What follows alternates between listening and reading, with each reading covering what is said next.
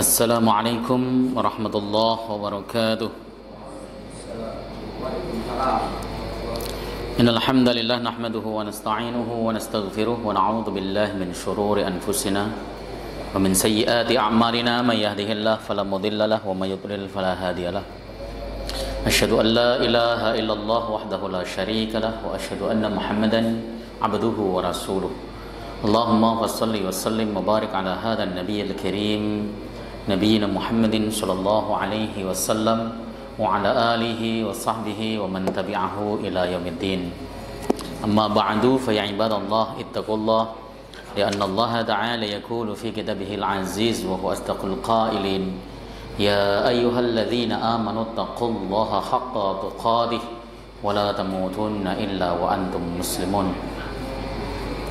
Fa inna ahsanal hadis kitabullah wa khairal hadi hadi Muhammadin wa syarrul umur muhdatsatuha wa kullu muhdatsatin bid'ah wa kullu bid'atin dhalalah wa kullu dhalalatin finnar. Alhamdulillah, segala puji bagi Allah Subhanahu wa taala, Tuhan semesta alam yang telah memberikan kita nikmatul iman wal islam wa sihatil badan, sehingga pada malam hari ini kita bisa melaksanakan ibadah salat maghrib berjamaah disambung dengan halaqah sejenak dalam rangka membahas agamanya Allah Subhanahu wa taala. Salawat beserta salam mudah-mudahan terus tercurah ke pangkuan Rasulullah Muhammad sallallahu alaihi wasallam beserta seluruh keluarga beliau, sahabat, kerabat dan pengikutnya, serta kita semuanya umat beliau, umat dakwah ijabah yang senantiasa istiqamah konsisten dalam menjalankan dan mengerjakan sunnah-sunnahnya hingga akhir zaman nanti. Sama sekalian yang dimuliakan oleh Allah Subhanahu wa taala, kembali kita akan membahas kitab Taisirul Alam Syarah Umdatul Ahkam karangan Abdullah Al-Basham, Syekh Abdullah Al-Basham. Sudah sampai kepada hadis yang nomor 17. Bismillahirrahmanirrahim. Qala al-mu'allif rahimahullahu ta'ala wa nafa'na bihi wa bi'ulumihi fid dharain. Rabbana shrah lana sudurana wa yassir lana umurana wahlul 'uqdatam min alsinatina yafqahu aqwalana. Babu kaifiyatis sholati 'alan nabi, bab di dalam menjelaskan tentang kaifiat atau tata cara membaca sholawat kepada Nabi sallallahu alaihi wasallam. Yang dimaksud di sini adalah kaifiat membaca sholawat kepada Nabi di dalam sholat. Ya. Al-hadisus sabi' ashar ba'dal mi'ah, hadis yang nomor 117. An Abdurrahman bin Abi Layla, dari Abdurrahman bin Abi Layla. Qala, beliau berkata, laqiyani Ka'ab bin Ujrah. Aku bertemu, atau Ka'ab bin Ujrah bertemu kepadaku, berjumpa kepadaku. Ya, Abdurrahman bin Abi Layla adalah salah satu pembesar tabi'in, ahadu afadilit tabi'in wa ulamaihim. Ya, beliau salah satu tabi'in yang utama dan termasuk dalam kategori ulamanya tabi'in. Jadi kalau kita belajar riwayat rawi atau tawarihur ruwah, itu sahabat itu pun ada namanya ulama us-sahabah. Ada sahabat yang jadi ulama, ada sahabat biasa. Tabi'in juga sama. Tabi'in itu ada yang jadi ulama, ada yang tabi'in biasa. Ya, karena takrif sahabat kan man laqiyan nabiyya sallallahu alaihi wasallam mu'minan. Ya, orang yang bertemu kepada Nabi sallallahu alaihi wasallam dalam keadaan mukmin. Ya, itu disebut sahabat, siapapun mereka, meskipun dia ketemunya di waktu kecil. Dia waktu kecil ketemu Nabi, habis itu Rasulullah wafat, dia disebut sahabat.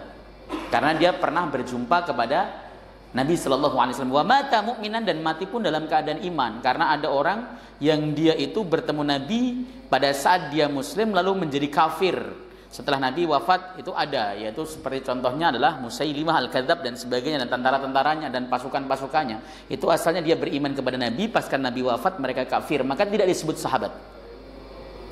Nah, karena takrif sahabat adalah siapapun yang pernah melihat Nabi dalam keadaan beriman lalu dia mati dalam keadaan beriman, maka itu umum. Ada sahabat yang alim yang dia membersamai Nabi dalam berbagai keadaan, belajar dari Nabi sallallahu alaihi wasallam, seperti Abdullah bin Abbas, Abdullah bin Umar, Abdullah bin Mas'ud, Abu Hurairah, kemudian Umar bin Khattab, dan sahabat empat ya. Abu Bakar As-Siddiq, Umar bin Khattab, Utsman bin Affan, Ali bin Abi Thalib itu adalah ulama sahabah.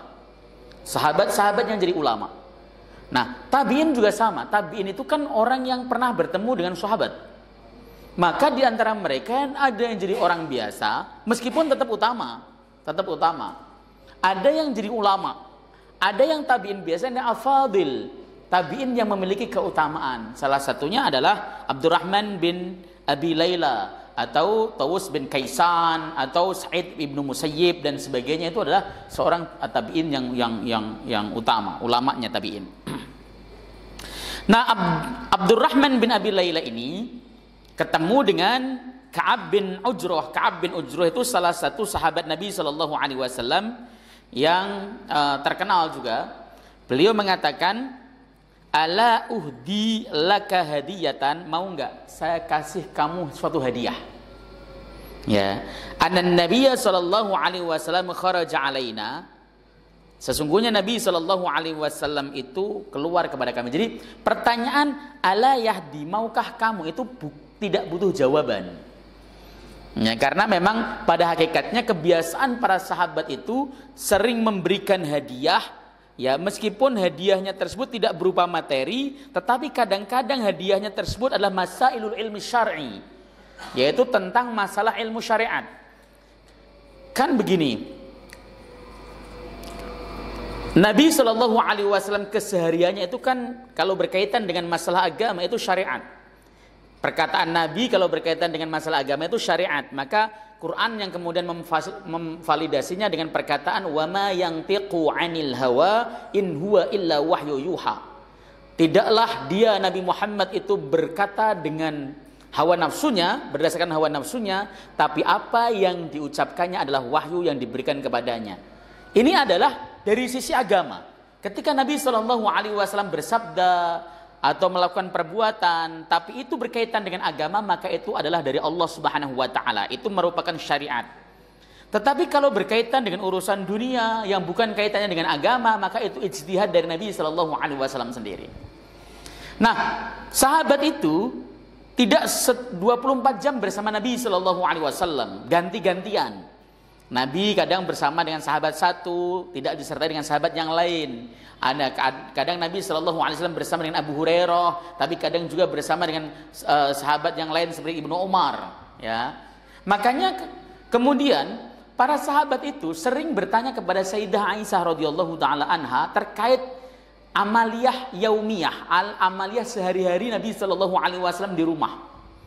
Bagaimana Nabi pipis misalnya. Ya, itu ditanyakan kepada Sayyidah Aisyah radhiyallahu taala anha. Bagaimana Nabi mandi wajib? Itu kan nggak mungkin. Para sahabat ngintip Nabi kan nggak mungkin dan nggak boleh. Ya, makanya hal ini ditanyakan kepada istri Nabi. Seperti itu cara mendapat informasi. Dan yang mereka yang tahu itu sering memberikan hadiah. Ngasih ilmu itu bagian daripada hadiah. Kalau kita kan selama ini yang disebut hadiah yang materi, ya, ngasih kue, ngasih baju, kemudian ngasih buku ataupun ngasih uang, itu disebut hadiah. Tapi memberi ilmu, menunjukkan sesuatu ilmu syariat yang penting itu bagian daripada hadiah. Dan inilah yang diberikan oleh Ka'ab bin Ujrah kepada Abdurrahman ibni Abi Layla. Ya, mau nggak saya kasih kamu suatu hadiah? Begitu. Ya, karena kebiasaan mereka itu adalah saling memberikan hadiah dengan memberikan ilmu syariat. Kemudian hadiahnya la anna Nabiya sallallahu alaihi wasallam kharaja alaina. Suatu hari Nabi sallallahu alaihi wasallam keluar ya kepada kami. Fakulna, kemudian kami bertanya, ya Rasulullah, wahai Rasulullah, qad allamana Allahu kaifa nusallimu alaik. Allah telah mengajarkan kepada kami bagaimana kami membaca salam kepadamu. Ya, innallaha wa malaikatahu yusalluna 'alan nabi ya ayyuhalladzina amanu sallu 'alaihi wasallimu taslima. Begitu kan? Itu kemudian setelah itu sahabat bertanya, fa kaifa nusalli 'alaik? Lalu bagaimana kami harus membaca salawat kepadamu? Kalau di dalam riwayat lain selain Bukhari, misalnya redaksinya wa kaifa nusalli 'alaika fi salatina atau fi salatina. bagaimana kemudian kami harus membaca salawat kepada engkau di dalam salat kami? Qala, Nabi berkata, qulu, ucapkanlah, Allahumma salli ala Muhammad wa ala ali Muhammad kama sallaita ala Ibrahim wa ala ali Ibrahim innaka Hamidum Majid wa barik ala Muhammad wa ala ali Muhammad kama barakta ala Ibrahim wa ala ali Ibrahim innaka Hamidum Majid. Ini salah satu redaksi. Redaksi sholawat Ibrahimiyah ini banyak ragamnya. Ya, ada yang begini, ada yang Allahumma sholli ala Muhammad wa ali Muhammad, bukan nggak pakai wa ala lagi. Kama sholaita ala Ibrahim wa ali Ibrahim wa barik ala Muhammad wa ali Muhammad kama barakta ala Ibrahim wa ali Ibrahim fil alamin innaka Hamidum Majid. Atau enggak, ada yang enggak pakai fil alamin, innaka Hamidum Majid. Ada yang pakai ala, Allahumma sholli ala Muhammad wa ala ali Muhammad kama sholaita ala Ibrahim wa ala ali Ibrahim wa barik ala Muhammad wa ala ali Muhammad kama barakta ala Ibrahim wa ala ali Ibrahim fil alamin innaka Hamidum Majid. Ya, mirip-mirip redaksinya, tetapi konteksnya sama. Kontennya sama. Ini yang dibaca, sholawat yang diajarkan Nabi Shallallahu Alaihi Wasallam di dalam sholat kita. Ini yang mestinya kemudian kita amalkan, kita baca sampai situ. Meskipun nanti di dalam perspektif fikih, apakah sholat ini termasuk dalam kategori wajib atau sunnah, itu para ulama berbeda pendapat. Gitu ya. Nah, kita bahas makna ijmal. Taqabala Abdurrahman bin Abi Layla ahadu afadil tabi'ina wa ulamaihim bi Ka'b bin Ujrah ahadis sahabati radhiyallahu ta'ala anhu. Abdurrahman bin Abi Layla, salah satu tabi'in besar dan ulama mereka, bertemu dengan Ka'ab bin Ujrah, salah satu sahabat Nabi sallallahu alaihi wasallam. Faqala Ka'ab berkata, "Ala udi ilaika hadiyatan?" Mau enggak saya kasih kamu hadiah? Fakana afdalu ma yatahadawna wa huwa al-haq masailul ilmi syar'i. Ya betul, masailul ilmi syar'i. Sesungguhnya perkara yang paling benar untuk diberikan hadiah, saling memberikan hadiah, itu adalah perkara-perkara atau masalah-masalah ilmu syariat. Ya, di sini dikatakan wa huwal haq. Ini adalah pemberian hadiah yang benar, yang paling baik. Jadi memberikan ilmu syar'i, saling bertukar pengetahuan, ya, saling bertukar ilmu. Karena tidak ada manusia di dunia ini yang komplit, itu nggak ada orang pakar dalam segala hal, itu nggak ada.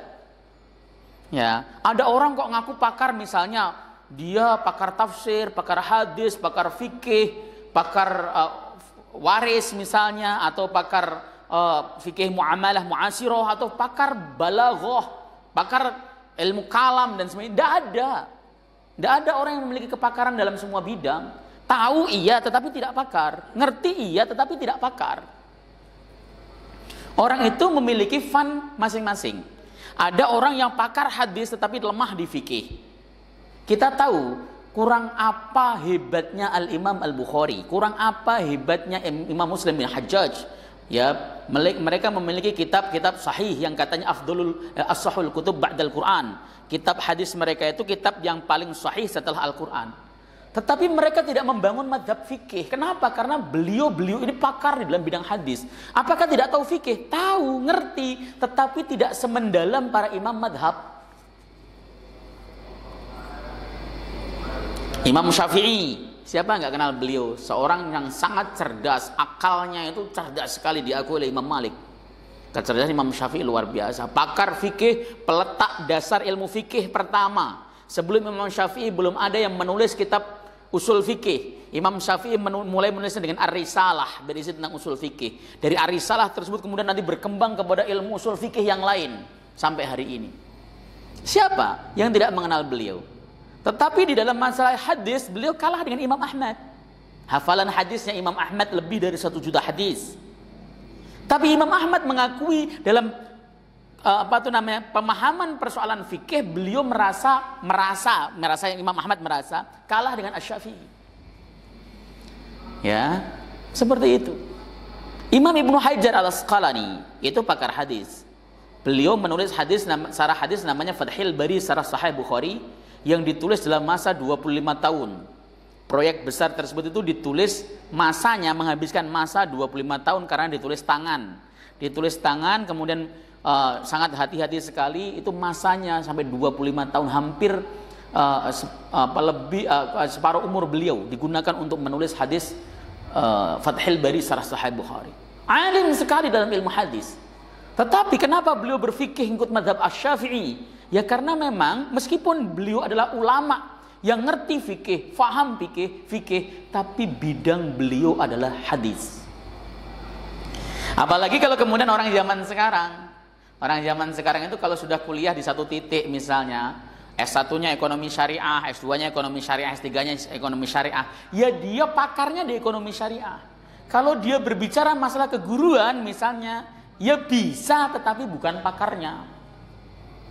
Likulli fanin rijal, setiap bidang itu pasti ada pakarnya, dan kita itu harus tunduk kepada perkataan pakar kalau Anda bukan pakar, gitu loh maksudnya.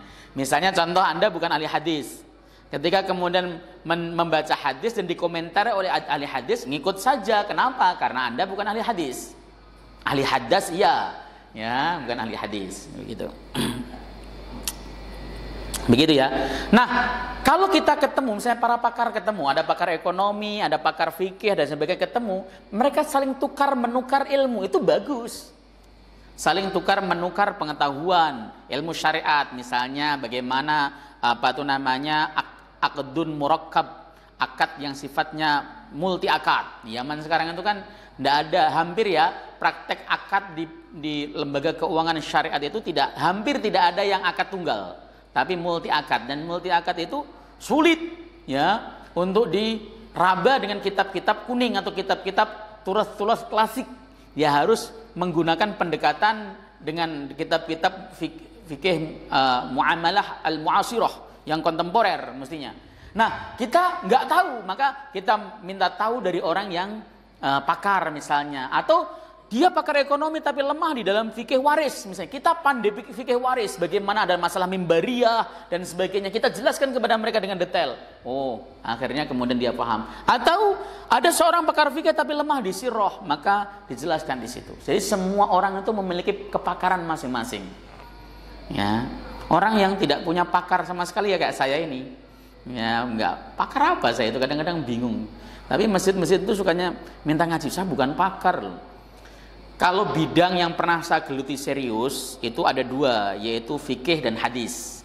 Itu serius saya menggelutinya, artinya belajarnya serius dan mendapat lisens gitu ya, mendapat ijazah gitu kan. Tetapi orang masjid-masjid biasanya, Ustadz ngaji tafsir ya, kalau baca tafsir saya bisa, tapi kalau pakar enggak. Ya, ada masjid, Ustadz bagaimana kalau Ustadz ngajar sirah nabawiyah lu? Tapi saya enggak pakar sirah lu, serius. Tapi kalau hanya baca kitab sirah nabawiyah ya bisa, saya bisa baca kitab ya, bisa membacain dan bisa menjelaskan sesuai dengan kemampuan saya, tapi saya bukan pakar. Ya cari saja tokoh yang lain yang pakar. Enggak semuanya Ustadz, ya sudah saya bacain aja ya. Ya udah nggak apa-apa ya baca. Gitu kan. Ya kayak gini kan saya sebenarnya bacain saja, Pak. Kalau Bapak nyimak ya saya sekedar bacain kitab saja, kasih interpretasi dikit-dikit sesuai dengan kemampuan saya, begitu saja. Ya. Jadi setiap orang itu memiliki kepakaran masing-masing. Kalau kita ketemu dengan orang alim, nggak usah kemudian merasa inferior, malu, nggak. Bertukar informasi saja. Apa yang saya bisa, saya berikan. Apa yang saya tidak bisa, saya gali dari dia. Ya, itu namanya saling memberikan hadiah. Itu yang dilakukan oleh para ulama zaman dahulu kala. Fafariha Abdurrahman bihadil hadiyah ats-tsaminah. Faqala bala ya ahdahali. Ahdili gitu. Kemudian bergembiralah Abdurrahman dengan hadiah yang berharga ini. Lalu beliau mengatakan, bala ahdihali. Ya, saya siap berikan hadiah itu kepadaku. Ya. Dikasih ilmu siapa sih nggak gembira, bahagia. Ya. Dikasih penjabar, apalagi kalau kemudian ilmu tersebut nafi, manfaat betul, aplikatif terhadap kehidupan kita. Itu setiap orang pasti senang, gembira, bahagia sekali. Saya itu saat ini ya, mulai dari sekitar 3 tahun yang lalu itu ngebet banget pengen belajar ilmu tentang muamalah mu'asirah, ilmu tentang al-muamalah al-maliyah al-mu'asirah ya. Jadi ilmu tentang ekonomi kontemporer yang berkaitan dengan masalah keuangan.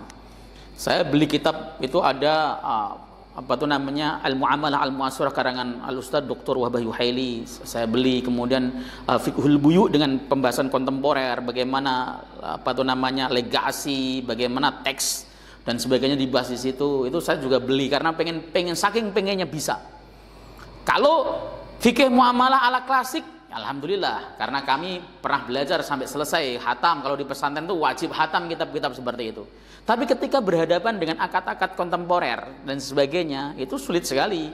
Makanya saya harus belajar. Nah, kebetulan kemarin dapat beasiswa dari Basnas untuk mengikuti pelatihan muamalah muasirah dari Dewan Syariah Nasional, Majelis Ulama Indonesia, ya. Alhamdulillah, dan saya ambil kesempatan tersebut ikut dan lulus, alhamdulillah. Di antara banyak yang gak lulus, saya lulus, alhamdulillah, gitu kan. Berarti dan masih ada pelatihan berikutnya, mahal biayanya sekarang. Kemarin dapat beasiswa gratis, sekarang biayanya lumayan mahal, jutaan lah pokoknya. Insya Allah kalau ada kesempatan saya pengen ikut lagi. Kenapa? Karena saya itu merasa lemah di bidang itu. Ketika saya merasa lemah di bidang itu, saya harus tahu. Ketika saya harus tahu, saya itu nggak mau kemudian berhenti tanggung-tanggung tengah-tengahan, tuh nggak mau. Saya belajar hadis, Pak. Belajar hadis itu pertama saya coba-coba karena sering diskusi, sering debat dan sebagainya. Lama-lama ketagihan. Saya belajar hadis itu dari marhalah 1 sampai marhalah 3, sampai tidak ada marhalah lagi. Kalau di dalam bahasa sekarang, marhalah 3 itu setara dengan strata 3, sama dengan S3, begitu kan. Jadi kenapa tujuannya? Ya pengen ngerti itu artinya kita kalau dapat ilmu baru tuh seperti orang yang kehausan. Mungkin setelah ilmu tentang ekonomi syariah yang muasyirah, mungkin akan ada ilmu politik mungkin yang saya pelajari biar saya nanti bisa masuk ke Senayan misalnya, kan bisa jadi ya, seperti itu. Nah, belajar itu tidak ada habisnya, ya. Saya termasuk orang yang suka belajar. Nah, kalau kemudian tradisi ini kita hidupkan, saling memberi, apabila diberikan hadiah ilmu itu, wah, bahagia sekali. Kenikmatan yang paling dahsyat bagi seorang thalib, bagi seorang pelajar adalah mendapat ilmu baru. Ya, mendapat ilmu baru. Setiap kita dapat pengetahuan baru yang kita asalnya belum dapat, itu seperti rasanya puas hati kita. Itu pernah saya rasakan. Dan sampai hari ini pun saya rasakan ketika saya mutolaah membaca kitab, lalu ada informasi baru yang saya belum tahu, itu merasa kayak nemu emas. Wah, senang banget, gembira sekali rasanya itu. Ya. Maka di dalam kitab Ta'limul Muta'alim, wajar jika kemudian seorang santri yang apabila dia mendapati ilmu baru, dia berkata, waduh, nikmat sekali, mana putra raja yang katanya hidupnya enak, kami lebih enak. Begitu, seperti itu, ya. Jadi nggak usah ngiri dengan putra raja, putra Mulyono dan sebagainya, nggak usah ngiri. Kita cukup ngiri bagi orang-orang yang berhasil ngaji dengan baik. Qala Ka'ab, maka Ka'ab berkata, kharaja alaina an-nabiy sallallahu alaihi wasallam, Nabi suatu hari keluar kepada kami, faqulna, dan kami bertanya kepada Nabi, ya Rasulullah, ya, alim tana kaifa nusallimu alaika walakin kaifa nusalli alaik, engkau telah memberikan pelajaran kepada kami tentang bagaimana kami membaca salawat kepada engkau. Allahumma sholli ala Muhammad. Sebelumnya salam saja. Assalamu alayka ayyuhan nabi wa rahmatullah wa barakatuh. Itu namanya membaca salawat kepada Nabi SAW. Diajarkan. Tetapi kau belum mengajarkan bagaimana kami harus membaca salawat kepada engkau. Faqala, maka Nabi mengatakan, kulu, katakanlah, ucapkan, wa dzakara lahum sifat as-salatil matlubah. Lalu kemudian beliau menuturkan sifat salawat yang diperintahkan, yaitu tadi Allahumma shalli ala Muhammad wa ala ali Muhammad kama shallaita ala Ibrahim wa ala ali Ibrahim wa barik ala Muhammad, dan sebagainya tadi sampai Hamidum Majid. Di dalam perspektif fikih, membaca sholawat yang rukun itu cukup Allahumma sholli ala Muhammad, itu rukun. Jadi dalam keadaan eksidental, kita ini menahan hadas, tiba-tiba pengen kentut misalnya, ya, pengen kentut, eksidental sekali, kita udah nggak kuat nahan. Ketika sudah asyhadu an la ilaha illallah wa asyhadu anna Muhammadan abduhu wa rasuluh, Allahumma sholli ala Muhammad, langsung salam saja itu sah. Meskipun meninggalkan kata wa ali Muhammad wa ala ali Muhammad. Pembacaan wa ala ali Muhammad itu masuk dalam kategori sunnah menurut jumhur ulama, ya, jumhur ulama. Ya. Tapi kalau masih kuat ya Allahumma sholli ala Muhammad wa ala ali Muhammad, kemudian assalamualaikum warahmatullah, assalamualaikum warahmatullah, tanpa ada embel-embel tambahan yang panjang tadi. Karena itu hukumnya yang rukun hanya sebatas itu saja. Itu dalam perspektif fikih. Dalam kondisi eksidental bisa diamalkan nggak? Bisa. Dalam keadaan kita buru-buru karena pesawat sudah mau take off, bagaimana? Boleh diamalkan. Ya, Islam itu selalu ada solusi. Ya, apabila kita dalam keadaan baik, dalam keadaan di rumah, dalam keadaan waktunya longgar meskipun dalam perjalanan, baca yang komplit ya sampai selesai, sampai Hamidum Majid. Seperti itu. Ikhtilaful ulama, perbedaan para ulama. Dhahaba al-imamani asy-Syafi'i wa Ahmadu ila wujubi sholati 'ala an-nabi sallallahu alaihi wasallam fi at-tasyahhud al-akhir min as-shalah walau turikat lam tasihhas sholatu. Dua imam, Imam Syafi'i dan Imam Ahmad, memilih pendapat ya atas wajibnya membaca sholawat kepada Nabi Shallallahu Alaihi Wasallam di tahiyat akhir. Di tahiyat akhir. Tahiyat awal tidak membaca sholawat itu tidak menjadi soal, karena membaca sholawat di tahiyat awal itu hukumnya hanya sunnah. Wong bacaan tahiyat awalnya saja sunnah kok. Bacaan tahiyat awal, duduk tahiyat awal itu semuanya sunnah. Apabila ditinggalkan maka diganti dengan sujud sahwi, kan begitu. Kalau rukun tidak boleh ditinggalkan. Apabila ditinggalkan harus kita mengulangi dari apa yang kita tinggalkan. Makanya ketika Nabi Shallallahu Alaihi Wasallam dalam hadis Sahih Bukhari suatu saat melaksanakan sholat zuhur, beliau tidak duduk tahiyat awal, beliau langsung berdiri, lalu kemudian beliau sempurnakan sholatnya menjelang salam, beliau sujud sahwi. Ini dalil bahwa tahiyat awal seluruhnya, baik itu duduknya, bacaannya maupun sholawat yang ada di dalamnya hukumnya hanya sunnah. Gitu loh. Tapi kalau di dalam tahiyat akhir membaca sholawat kepada Nabi, perspektif Imam Syafi'i dan Imam Ahmad itu hukumnya wajib, rukun. Walau turikat, kalau seandainya sholawat ini ditinggalkan lam tasihhas salatu, sholatnya tidak sah. Tadi minimalnya Allahumma sholli ala Muhammad. Adapun sholawat kepada keluarga Nabi wa ala ali Muhammad itu hukumnya adalah sunnah. Sunnah ab'ad kalau dalam perspektif fikih Syafi'i. Gitu.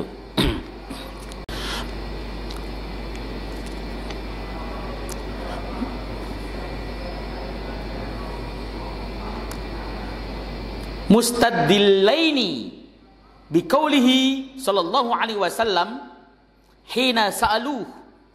Mereka berdua berdalil dengan sabda Nabi Shallallahu Alaihi Wasallam tatkala sahabat bertanya kepada Nabi, kaifa nusalli alaik? Qala qulu Allahumma salli ala Muhammad al-haditha iqra al-hadith. Itu dalil pertama. Wa asraha min dalika ma ahrajahul hakim.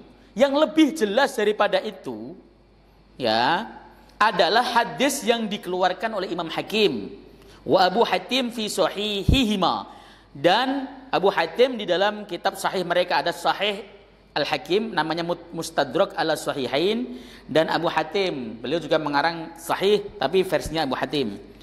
Redaksinya kaifa nusalli alaika fi sholatina, bagaimana kami membaca solawat kepada engkau di dalam solat kami. Ini dalalah bahwa membaca solawat kepada Nabi hukumnya wajib, rukun, jika ditinggalkan batal.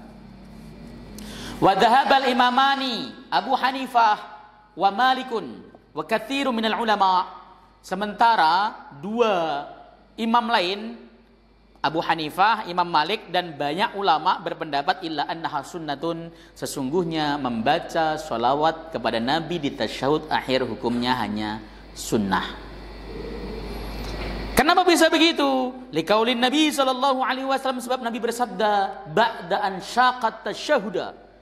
Ya, setelah Nabi menjelaskan tentang tasyahud, bacaan tasyahud, lalu Nabi mengatakan idza fa'alta hadza faqad qadaita sholatak. Ya, apabila kamu melakukan ini maka Anda telah melaksanakan sholatmu. Ini yang kemudian menjadi dasar bahwa batas akhir rukun itu adalah tasyahud akhir. Asyhadu an la ilaha illallah wa asyhadu anna Muhammadar Rasulullah, selesai.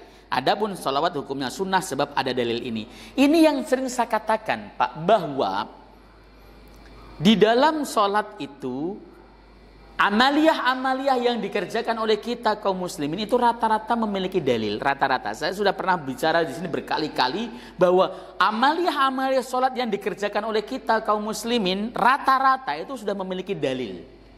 Hanya saja dalil yang dipakai itu berbeda dan kadang-kadang dalil tersebut itu dihukumi dhaif oleh ulama lain, tetapi dihukumi sahih atau minimal hasan oleh ulama lainnya. Sehingga oleh ulama yang menghukumi dhaif itu ditinggalkan, sementara ulama yang menghukumi sahih ataupun hasan diamalkan. Sebegitu saja sebenarnya. Maka seringkali kalau kemudian kita berkata, oh itu tidak ada hadisnya, ya, padahal sebenarnya ada hadisnya. Kalau dia tahu tapi ngomong begitu berarti itu dusta. Kalau dia tidak tahu kemudian ngomong tidak ada hadisnya, jangan-jangan masuk ruwaibidah. Ruwaibidah itu orang yang tidak tahu sok-sok tahu. Maka yang paling tepat kalau kita memang belum nemu, yang ngomong setahu saya belum nemu hadis tersebut, ya, lam ajid lahu aslan. Kalau bahasa para ulama hadis itu, saya belum menemukan sumbernya. Ya, itu lebih enak, lebih nyaman didengar telinganya. La aslalah, nggak ada hadisnya. Nah, seakan-akan kita sudah meneliti semua kitab hadis yang ada. Padahal koleksi kitab hadis di rumah kita hanya ringkasan Bulughul Maram, ringkasan Sahih Bukhari, itu yang ringkasan-ringkasan begitu. Ya. Padahal kalau diteliti banyak hadis. Seperti contoh nih saya kemukakan lagi. Sebagian kaum muslimin ini, ada saudara kita mungkin yang ketika salat selesai assalamualaikum warahmatullahi wabarakatuh langsung mengusap jidatnya begitu, ada ya? Pernah lihat nggak? Pernah lihat. Mungkin antum yang merasa itu bukan bagian daripada amaliyah, antum berkata itu jangan dilakukan, itu nggak ada hadisnya. Itu ungkapan salah. Ada hadisnya kok. Hadisnya ada. Di mana Ustaz ditemukan? Dalam Adhkar Nawawi. Al-Imam An-Nawawi menulis hadis tersebut. Beliau mendasari dari kitab namanya A'malul Yaum wal Lailah karangan Al-Imam Ibnu Sunni. Ada hadisnya. Katanya Nabi ketika salam habis itu beliau kemudian mengusap jidatnya dengan tangan kanannya. Itu ada hadisnya. Tapi kualitasnya yang kemudian kita harus omongkan. Ya, mayoritas ulama menghukumi hadis tersebut dhaif. Bahkan saya sependek yang saya baca, saya belum pernah satupun ulama yang menghukumi sahih ataupun hasan. Lah kalau kemudian kita berdalil hadis dhaif tidak boleh diamal, ya selesai, nggak usah diamalkan. Artinya ketika kita menjelaskan ada lu hadisnya tapi kualitasnya dhaif, setahu saya belum ada yang mengatakan hasan ataupun sahih, selesai. Jangan tidak ada hadisnya. Kita itu argumentasinya harus begitu. Ya, jangan kemudian dikit-dikit wah enggak ada hadisnya, ternyata ada hadisnya. Nanti malu kita kalau kemudian disodorin ini ada hadisnya apa nih. Tapi kalau kita jelaskan kualitasnya dhaif menurut ulama A, B, C, D, lah dia menemukan ulama lain mengatakan sahih, ya silahkan. Begitu. Seperti contoh hadis tentang masalah doa bersama. Seseorang berdoa lalu yang lain mengaminkan, misalnya begitu. Itu kan ada dalam kitab apa itu namanya Mu'jam Kabir karangan Al-Imam At-Tabrani. Ya. Kemudian dikomentari oleh Al-Imam Ibnu Hajar Al-Haythami di dalam kitabnya Majma' Zawaid. Hadisnya tersebut adalah apa itu namanya hadis yang saleh. Ya, sebab di dalam rawinya ada namanya Abdullah Ibnu Lahiyah wa huwa Hasanul Hadis, kata beliau itu Hasanul Hadis, itu adalah hadisnya hasan. Tetapi setahu saya Ibnu Lahiyah itu adalah seorang rawi dhaif. Imam Nasai pernah berguru kepada Ibnu Lahiyah, tetapi beliau tidak meriwayatkan satupun hadis dari Ibnu Lahiyah. Kenapa? Karena Ibnu Lahiyah itu adalah orang yang disepakati oleh para ulama sebagai orang yang dhaif, lemah hadisnya. Tapi jangan kemudian Anda misalnya ada ulama, wah ini dhaif menurut ulama Ibnu Lahiyah ini apa namanya, kita kata-katain misalnya, tidak boleh. Karena Ibnu Lahiyah itu seorang ulama yang wara', seorang ulama yang saleh. Hanya di dalam masalah periwayatan hadis beliau dhaif mungkin karena kurang hafalannya. Hafalannya kurang sedikit itu dalam ilmu hadis sudah langsung dhaif. Saya yakin antum kalau meriwayatkan hadis itu dhaif semua hadisnya. Ya, hafalannya nggak ada yang kuat masalahnya. Itu serius. Meskipun dari Bukhari loh ya, Al-Bukhari, tapi kalau kemudian sanadnya disambung sampai antum itu dhaif. Kenapa? Antum orangnya dhaif begitu. Orangnya syai'ul hifdzi seperti itu.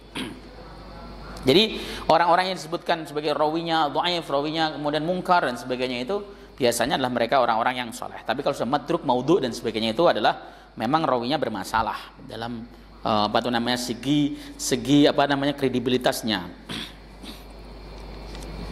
Al-ahkam, hukum-hukum yang bisa diambil dari hadis ini. Yang pertama, wujubus salati ala Nabi sallallahu alaihi wasallam fi tasyahudil akhir fi shalah. Wajibnya membaca salawat kepada Nabi dalam tasyahud akhir di dalam salat. Wa qala Abu Aliyah, salatullahi ala nabi thana'uhu alaihi wa ta'zimuh. Menurut Abu Aliyah, salawatnya Allah kepada Nabi adalah Allah memuji Nabi dan mengagungkannya. Innallaha wa malaikatahu yusalluna 'alan nabi. Lu Allah kenapa membaca salawat? Maksudnya apa? Kata Ibnu Aliyah, maknanya adalah Allah itu mengagungkan dan memujinya dan mengagungkannya. Jadi Allah membaca salawat kepada Nabi itu bukan seperti kita membaca salawat Allahumma shalli ala Muhammad, seperti itu bukan, tetapi Allah memuji beliau dan mengagungkannya. Ya. Yang kedua, anna min haqqin Nabi sallallahu alaihi wasallam an nad'uwa wa nusalli alaihi. Sesungguhnya sebagian daripada hak Nabi adalah kita doakan dan kita salawati beliau. Itu hak Nabi. Makanya di dalam hadis sahih ini kualifikasinya ya, karena saya berulang kali membaca hadis ini dan memang takhrij yang dilakukan oleh para ulama adalah sahih. Saya mendapatinya terakhir saya baca dalam kitab namanya Bustanul Wa'idin karangan Al-Imam Ibnul Jauzi, ya. Ma jalasa qaumun majlisan, tidaklah seorang kaum itu duduk dalam suatu majlis, ya. Summa tafarraqu, kemudian mereka semua berpisah, min ghairi salatin ala nabi, tanpa membaca salawat kepada Nabi sallallahu alaihi wasallam, ya. Kecuali, ya ini saya redaksi Arabnya lupa, kecuali majlis tersebut baunya lebih busuk dibanding dengan bangkai. Ini hadisnya sahih. Artinya apa? Artinya suatu majelis yang di mana majelis tersebut tidak pernah dibacakan sekalipun sholawat kepada Nabi, lalu kita pisah begitu saja, maka itu majelisnya busuk seperti bangkai. Yang terbaik apa? Ya sering baca sholawat. Kita rapat. Ketika rapat itu, usahakan setiap kita mau usul dan sebagainya, mulai dengan muqaddimah secara Islam. Usul. Baik, silahkan. Bapak silakan usul. Bismillahirrahmanirrahim. Alhamdulillahirabbil alamin wassalatu wassalamu ala Rasulillah Muhammadin wa ala alihi washabihi ajmain, amma ba'du. Begini Pak usul saya, gini selesai. Ya, wallahu taala alam. Kemudian siapa lagi usul? Saya Pak. Ya, oke, baik silakan Pak. Bismillahirrahmanirrahim. Ya, innal hamdalillah dan sebagainya, silahkan pakai model apa, tapi baca salawat kepada Nabi. Itu majelis yang bagus. Majelis yang saya lakukan ketika rapat enggak ada gebrak-gebrakan meja. Bacaan salawat usulannya aja Allahumma sholli wa sallim ala sayyidina, ya, amma ba'du segala. Ya, ketika mau nyanggah kan, saya mau menyanggah pendapatnya. Baik, bismillahirrahmanirrahim. Alhamdulillahirabbil wassalatu wassalamu ala nabiyil Mustafa Muhammadin wa ala alihi washabihi ajmain, amma ba'du. Begini Pak tanggapan saya. Nah, enak itu. Nanti pulang sama-sama tersenyum. Kenapa? Banyak dibacakan salawat kepadanya di majelis tersebut. Ini penting loh, penting sekali. Ya, bahkan dalam hadis sahih dikatakan raghima an furujulin dzukirtu indahu wa lam yusalli alayya. Ya. Celakalah seseorang yang ketika namaku disebut di sisinya dia tidak mau membaca sholawat kepadaku. Itu Nabi yang menjelaskan. Jadi itu hak Nabi. Nabi boleh dong menuntut kepada umatnya untuk membacakan sholawat karena itu hak beliau. Sampai dikatakan celaka, bahkan dalam hadis lain dikatakan bahil, pelit. Jadi antum kalau mendengar nama Nabi tidak pernah baca sholawat itu pelit, bakhil, celaka. Sampai Nabi itu mendorong kita, memotivasi kita dalam sabdanya, as'adun nasi bi syafaati yaumal qiyamah aktsarum salatan alayya. Orang yang paling beruntung mendapat syafaatku nanti dari kiamat adalah orang yang paling banyak membaca sholawat kepadaku. Ini hak Nabi. Kalau hak Nabi berarti kewajiban bagi kita umatnya. Begitu loh. Itu hak Nabi. Li'annahu lam Li'annahu lam yasilna hadzal dinal azim illa ala yadayhi. Karena sesungguhnya tidak akan sampai kepada kita hadzal dinu, ya, hadzal dinul azim. Karena dia adalah fa'il daripada lam yasil. Ya. Li'annahu lam yasilna hadzal dinul azim illa ala yadayhi. Karena sesungguhnya tidak akan pernah sampai agama Islam yang agung ini sampai di hadapan kita kecuali melalui tangan beliau. Kalau Nabi tidak berdarah-darah, korban harta, korban air mata, korban nyawa bahkan untuk menyebarkan agama Islam ini, Anda mungkin masih nyembah berhala. Maka heran kalau kemudian hari ini orang yang merasa sok Nusantara mengaku bahwa wah kita nggak ada Arab juga udah orang hebat, apalagi orang Jawa udah anggah-ungguhnya hebat dan sebagainya. Keliru, Anda tetap akan nyembah patung kalau Nabi SAW tidak mendakwahkan Islam kepada kita, tidak membawa Islam. Nabi itu Pak, ketika mau hijrah, kan Nabi merasa tidak kondusif untuk dakwah di Mekah. Beliau mau hijrah, itu diancam mau dibunuh oleh orang-orang kafir. Beliau bersembunyi di Gua Hira. Itu tidak lama, guanya itu sempit, Gua Hira, Gua Thur. Dan itu lama, dan guanya sempit. Di situ kemudian beliau berjalan. Separuh perjalanan beliau itu beliau lalui dengan jalan kaki, dengan memanggul beban bekalnya. Dipanggul sendiri beban bekalnya. Untuk apa? Untuk menyampaikan risalah Islam ini kepada antum semuanya, kepada kita, supaya kita menjadi penyembah Allah Subhanahu wa taala, bukan penyembah patung, bukan menyembah arca dan sebagainya. Itu tujuannya. Maka wajar dong kalau kemudian kita tumbuhkan kecintaan kita dengan memperbanyak membaca sholawat kepada Nabi Shallallahu Alaihi Wasallam. Ya, saya kalau ditanya Ustadz bagaimana saya membaca sholawat berapa kali? 10.000 kali, begituin kan. Apa bacaan selawat yang pendek aja, sallallahu ala Muhammad itu tapi 10.000, kuat nggak? Gitu kan? Berat Ustadz 1.000, berat juga lah, maumu berapa? Gitu kan? Nggak usah dibilang paling 3 kali ente juga udah banyak merasanya. Makanya saya bilang 100 atau 10.000 itu supaya banyak. Ya, kadang-kadang ya udah sesuka kamu, akhirnya baca sholawatnya cuma sekali saja, begitu kan? Banyakin sholawat karena Nabi mengatakan as'adun nasi bi syafaati yaumal qiyamah aktsaruhum sholatan alayya. Kata Syekh Ahmad Khan, Mustafa Ahmad Khan, beliau mengatakan bahwa yang disebut dengan orang yang banyak membaca sholawat kepada Nabi adalah ahlul hadis. Orang yang ahli hadis atau pembaca hadis, ashabul hadis. Orang kalau baca hadis pasti baca sholawat. Wa qala an-nabiyyu sallallahu alaihi wasallam, sami'tu Rasulullah sallallahu alaihi wasallam, qala Rasulullah sallallahu alaihi wasallam, pasti. Maka kalau antum rutin membaca hadis, sehari membaca 100 hadis, antum berarti 100 kali membaca sholawat kepada Nabi sallallahu alaihi wasallam. Kata Sayyid Ahmad Khan, atau ada yang mengatakan, ada yang bacanya Sayyid Ahmad Khin. Wallahu ta'ala alam bisawab. Silahkan kalau ada yang perlu ditanyakan. Ada yang bertanya? Oh, silahkan. Memang ibu selama ini para ustadz atau yang bergaul, ya kalau itu hadis gitu. Apa tuh? Apa? Kalau itu juga hadis gitu. Ucapan-ucapan sekilas gitu ya. Tapi memang ya doif itu bukan pas hadis juga, cuma bukan kategori. Ya, betul. Ya, yang tidak boleh disebut hadis itu cuma satu, hadis palsu. Itu laisa min kalamin Nabi sallallahu alaihi wasallam. Hadis dhaif itu masih mungkin sabda Nabi. Tapi karena depan ada kata hadisnya ini seolah-olah memang dikatakan hadis gitu. Ya emang hadis. Tuh, cuman kualifikasinya dhaif. Begitu ya. Jadi gini, Pak. Madhab Ahmad, Imam Ahmad itu lebih menerima hadis dhaif, lebih mengamalkan hadis dhaif daripada qiyas. Kalau Syafi'i kan pakai qiyas. Imam Syafi'i di dalam masalah hukum halal haram tidak pakai hadis dhaif, nggak boleh. Tapi kalau Imam Ahmad boleh daripada menggunakan qiyas, menggunakan hadis dhaif. Alasannya adalah meskipun hadis tersebut dhaif dari sisi sanad, tapi masih mungkin sabda Nabi. Contoh, ada hadis dhaif karena rawinya sayyi'ul hifdzi, hafalannya buruk. Hafalan buruk itu sering lupa misalnya. Tapi apakah hadis yang diriwayatkan itu pasti palsu? Belum tentu. Bisa jadi pas dia meriwayatkan itu hafalannya lagi bagus. Kedua, ada seorang yang majhulul hal wa majhulul ain misalnya, sehingga hadisnya menjadi mubham. Orang ini siapa sih? Namanya Asep itu siapa misalnya kan? Gak dikenal di kalangan masyarakat itu. tapi bisa jadi yang disampaikan itu benar dari sabda Nabi, ya gitu. Atau hadisnya mungqati. Mungqati itu terputus satu sanadnya, satu rantainya.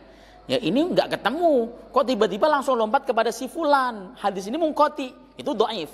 Tetapi bisa jadi yang matan yang dibawa ini adalah sahih. Itulah yang kemudian menjadi tadi yang saya katakan, hadisnya itu ada, hanya kualitasnya dhaif. Sementara saya mohon maaf tidak menerima hadis dhaif. Ya itu bagus. Caranya begitu. Kalau tidak ada hadisnya, coba Pak sebutin macam-macam hadis. Ada hadis mu'dhal, hadis mu'an'an, hadis mudraj dan sebagainya. Lah itu apa, bukan hadis tapi kualitasnya dhaif. Seperti itu, Pak. Ya. Ada lagi? Cukup? Mudah-mudahan manfaat kita dalam majelis. Subhanakallahumma wa bihamdika asyhadu an la ilaha illa anta astaghfiruka wa atubu ilaik. Assalamualaikum warahmatullahi wabarakatuh.